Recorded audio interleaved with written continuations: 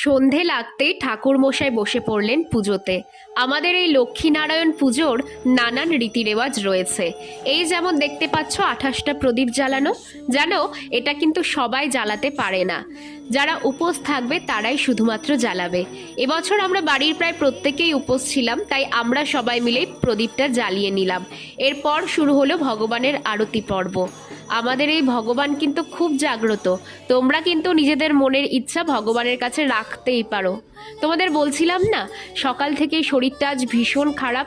ধুম জ্বর নিয়ে উপোস থাকার পরেও যখন পুজোয় বসলাম, বিশ্বাস করো একটুও কিন্তু শরীর খারাপ লাগছিল না।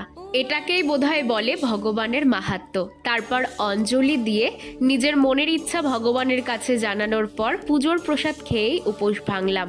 পুজো খুব সুন্দরভাবে শেষ হলো।